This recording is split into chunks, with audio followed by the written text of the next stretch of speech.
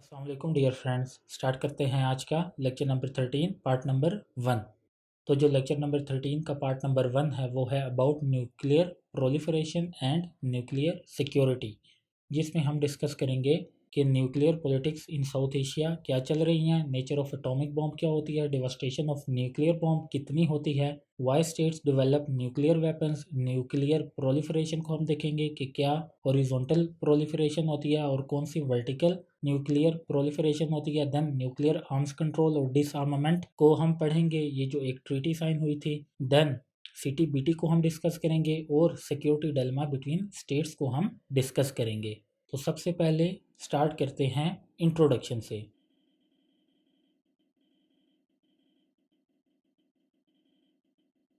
अच्छा जी, कोई नोट्स उस तरह बनाने की ज़रूरत नहीं है, ये जस्ट कंसेप्ट्स के लिए हैं। जिस तरह हमने ग्लोबलाइजेशन को डिस्कस किया, अब हम न्यूक्लियर प्रोलिफरेशन को डिस्कस कर रहे हैं, तो इसके लिए स्पेशली कोई नोट्स बनाने की ज़रूरत नहीं है। आप जस्ट इसके जो कोर कंसेप्ट्स हैं उनको याद रख लें या नोट डाउन कर लें। First in 1945 there were the devastating nuclear blows at Hiroshima and Nagasaki. Aside from telling the Japan that they were finished, these bombs were signal out their Soviet allies that United States was going to be boss now on. But Stalin was out to show that anything capitalists can do, we communists can do as well.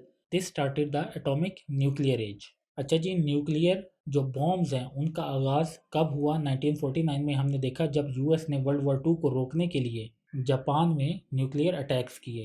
तो उन nuclear attacks का मकसद सिर्फ और सिर्फ world war 2 रोकना नहीं था, बल्कि जो यूनाइटेड स्टेट्स था उसने अपना जो आर्च राइवल रहा उसका जो सोवियत यूनियन था उसको ये बताना था कि अब से दुनिया में हुक्मरानी हमारी चलेगी। बट जो स्टालिन था वो डिटरमिन था, उसने भी ये इरादा किए रखा था कि जो चीज़ कैपिटलिस्ट कर सकते हैं हम कम्युनिस्ट भी उसको परसू कर सकते हैं। और यहाँ से फिर हमें एटॉमिक न्यूक्लियर एज देखने को मिली, क्योंकि इसके बाद जो स्टेट्स हैं उन्होंने फिर अपने न्यूक्लियर वेपन जो हैं वो डेवलप करने शुरू किए।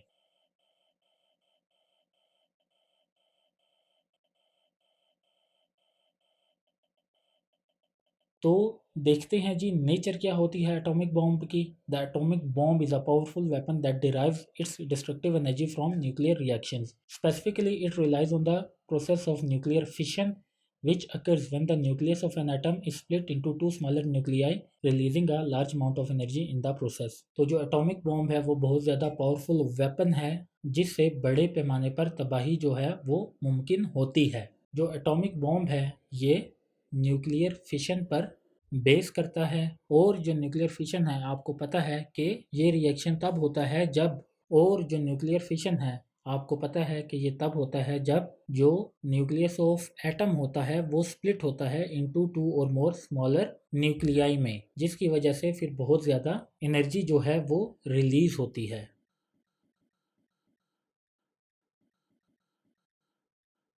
डेवास्टेशन ऑफ न्यूक्लियर बॉम्ब्स पर आते हैं। The devastation caused by the nuclear bomb is immense with the potential to cause destruction on an unprecedented scale.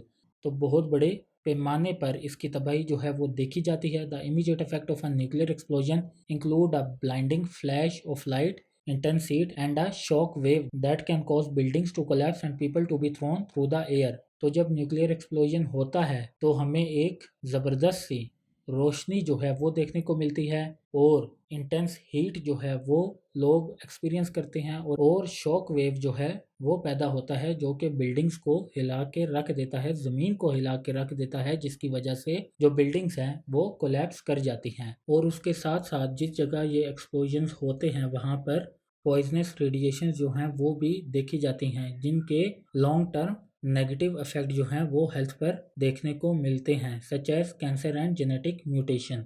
और जिस जगह पर ये एक्सप्लोजन होता है वो इनहेबिटेबल भी हो जाता है, वहाँ पर ज़राअत जो है वो फिर मुमकिन नहीं रहती।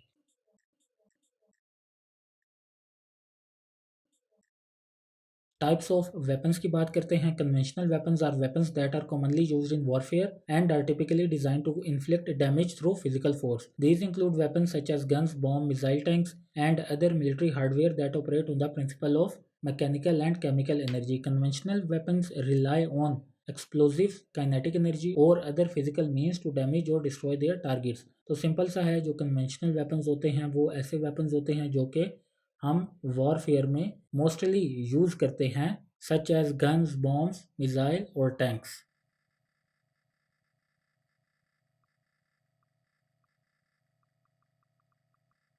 और जबकि जो नॉन कन्वेंशनल वेपन्स होते हैं वो ऐसे वेपन्स होते हैं दैट यूज अनकन्वेंशनल मेथड और टेक्नोलॉजीज टू इन्फ्लिक्ट डैमेज और destructions. These can include weapons such as chemical, biological and nuclear weapon as well as cyber weapon and other form of asymmetric warfare। Non-conventional weapons are often seen as particularly dangerous and threatening as they have the potential to cause widespread damage and disruption with relatively little effort or cost। अब जो conventional weapons होते हैं उससे आप अब जो conventional weapons होते हैं उससे आप बड़े पैमाने पर तबाही जो है वो नहीं मचा सकते, बट जो नॉन कन्वेंशनल वेपन होते हैं उससे आप एक बड़े पैमाने पर तबाही जो है वो फैला सकते हैं। और जो नॉन कन्वेंशनल वेपन्स होते हैं उनमें सिर्फ और सिर्फ न्यूक्लियर वेपन्स ही नहीं आते बल्कि बायोलॉजिकल वेपन्स और केमिकल वेपन्स भी आते हैं। और ये जो नॉन कन्वेंशनल वेपन्स होते हैं इनमें आपकी जो एफर्ट है वो भी कम लगती है और कॉस्ट भी कम आती है और ये बड़े पैमाने पर तबाही जो है वो फैलाते हैं।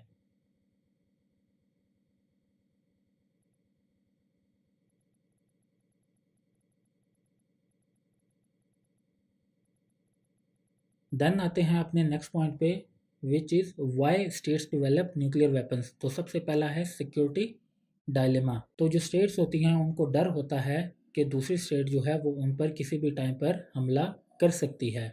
आप पाकिस्तान और इंडिया की एग्जांपल ले लें।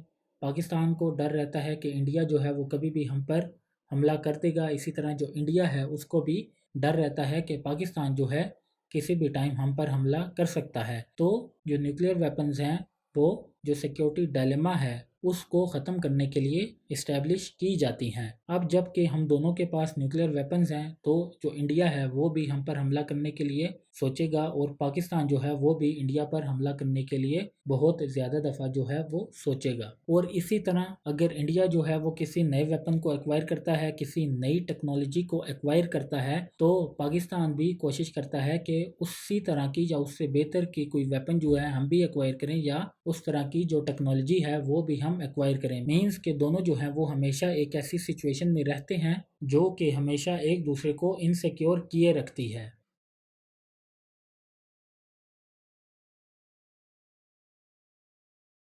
देन है न्यूक्लियर डेटरेंस। तो न्यूक्लियर डेटरेंस जो है वो एक मिलिट्री स्ट्रेटजी होती है। अगर सिंपल वर्ड में हम बात करें तो किसी भी थ्रेट को एलिमिनेट करने के लिए जो स्टेट्स हैं वो फिर न्यूक्लियर वेपन जो हैं उनको एक्वायर करती हैं, ताकि कोई भी कंट्री जो है या कोई भी एनिमी जो है अगर वो उस कंट्री पर इन्वेजन का सोचता है तो उसको ये भी सोचना पड़ेगा कि बदले में वो मुझ पर न्यूक्लियर अटैक भी कर सकता है।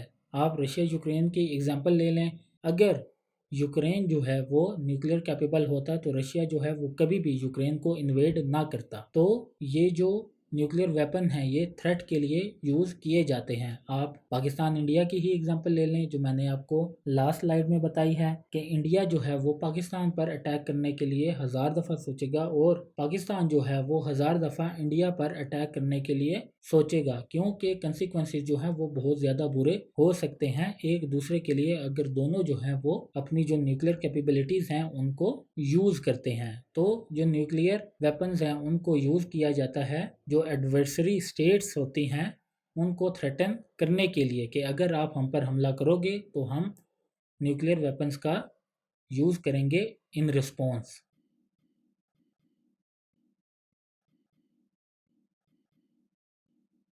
Then the third one is prestige. Some states may pursue nuclear weapon for the perceived status and prestige that comes with being a nuclear power। तो एक प्रेस्टीज है भाई, दुनिया में आपका वकार जो है वो बहुत बुलंद होता है। दुनिया में आप देख लें 200 के करीब ममालिक हैं और उनमें 8-10 ही हैं जो कि न्यूक्लियर कैपेबल हैं। तो एक वकार जो है वो बुलंद होता है, आप हमेशा दुनिया की खबरों में रहते हैं और ये किसी भी स्टेट के लिए एक बहुत बड़ी अचीवमेंट जो है वो कंसीडर की जाती है।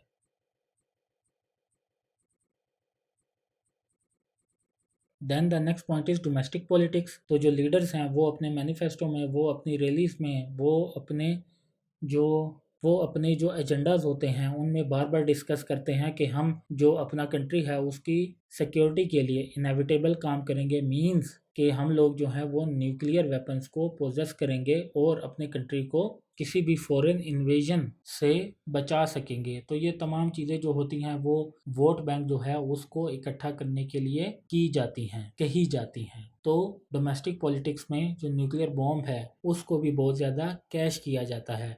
आप पाकिस्तान के एग्जाम्पल ले लें, नून लीग पर जब भी कोई बुरा वक्त आता है तो वो हर बात में इस चीज़ को घुसेड़ते हैं कि हमने जो पाकिस्तान है उसका जो दिफा है उसको नाकाबिले तस्खीर बना दिया है। आई थिंक मेरी उर्दू जो है वो इतनी अच्छी नहीं है, बट वो जो है हमेशा इस चीज़ को यूज़ करते हैं।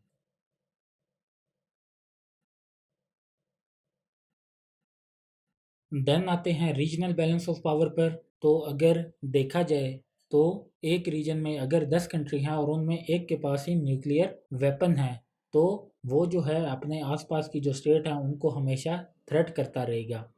तो रीजन में बैलेंस के लिए ज़रूरी है कि एक स्टेट के पास ही सिर्फ न्यूक्लियर वेपन ना हो, अगर जो रीजन है उसमें बैलेंस ऑफ पावर को मेंटेन करना है।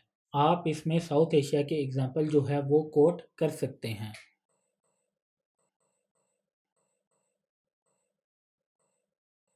अब आते हैं न्यूक्लियर प्रोलिफरेशन पर। जो पहला है वो है हॉरिजॉन्टल प्रोलिफरेशन के हॉरिजॉन्टल प्रोलिफरेशन क्या होती है।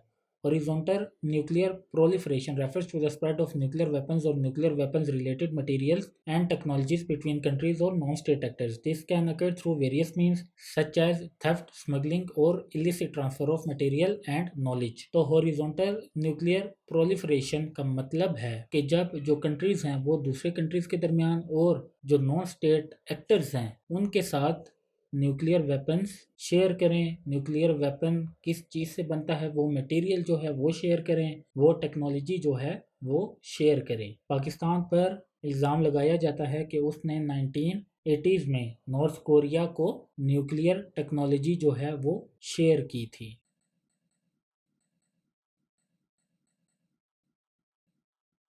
Then have vertical proliferation. Vertical nuclear proliferation, on the other hand, refer to the expansion of a country's own nuclear arsenal either by increasing the number of nuclear weapons or by improving their quality, reliability and effectiveness. तो vertical proliferation में क्या होता है, जो country होता है वो किसी दूसरे कंट्री या नॉन स्टेट एक्टर के साथ न्यूक्लियर टेक्नोलॉजी जो है या वेपन जो है या मटेरियल जो है वो शेयर नहीं करता, बल्कि वो अपनी जो न्यूक्लियर कैपेबिलिटी है उसको दिन ब दिन इंक्रीज करता है।